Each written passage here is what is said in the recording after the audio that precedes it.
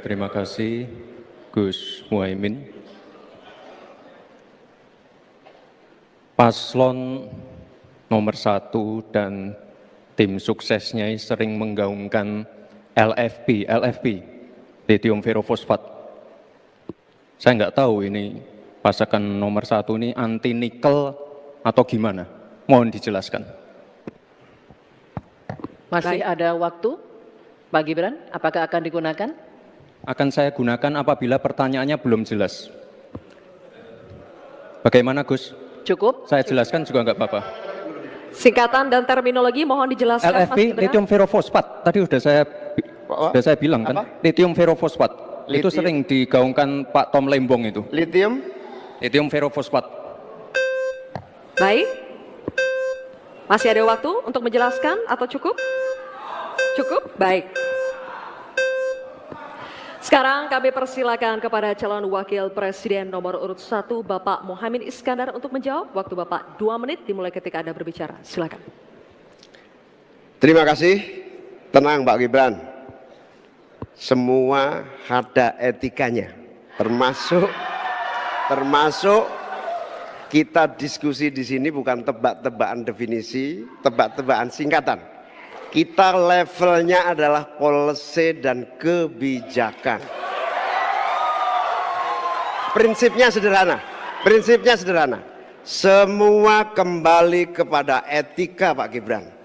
Etika, sekali lagi etika. Etika itu adalah etika lingkungan. Apapun yang menjadi kebijakan kita menyangkut produksi, pengambilan tambang sumber daya alam, juga apapun yang kita gunakan seluruh potensi bangsa ini, rujukannya adalah etika lingkungan. Komitmen kita intinya adalah keseimbangan antara meletakkan manusia dan alam. Keseimbangan ini tidak bisa ditawar-tawar agar pembangunan kita berkelanjutan, agar melibatkan semua pihak yang ada. Tidak ada satupun yang tertinggal, sehingga produksi yang kita munculkan pun dari tambang, dari litium, dari apapun itu tidak sembrono dan tidak sewenang-wenang. Bahkan yang lebih parah lagi, tidak mempertimbangkan lingkungan dan keberlanjutan masa depan. Sekali lagi intinya bukan hanya etika lingkungan, tetapi etika bahwa forum ini adalah forum policy yang berharga. Jangan-jangan kalau kita tebak-tebakan definisi di sini, saya ragu kita ini levelnya SD, SMP, atau jangan-jangan ijazah kita palsu semua di sini. Ini yang mengagetkan.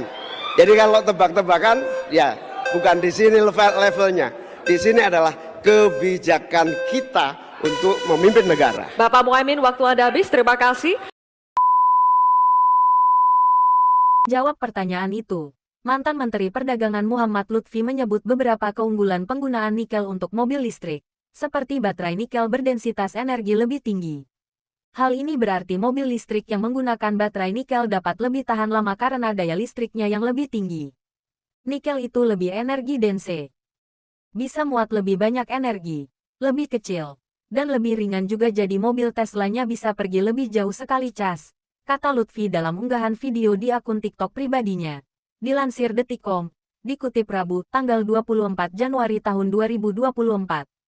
Keunggulan itulah, menurut Lutfi, yang menyebabkan penggunaan baterai nikel masih lebih besar dibandingkan dengan LFP.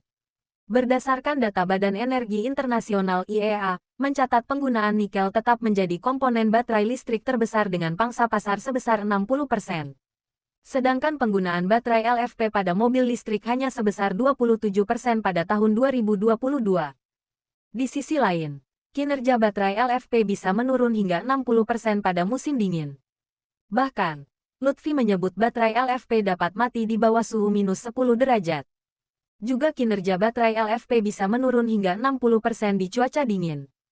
Baterai LFP bisa mati di suhu di bawah minus 10 derajat bahkan, jelasnya. Saya sependapat dengan paslon cawapres nomor 2 bahwa nikel adalah bahan baku baterai untuk energi ramah lingkungan. Gibran pun lantas menyanggah jawaban Muhaimin itu dengan sejumlah pertanyaan. Sering bicara LFP, Tesla nggak pakai nikel. Ini kan kebohongan publik.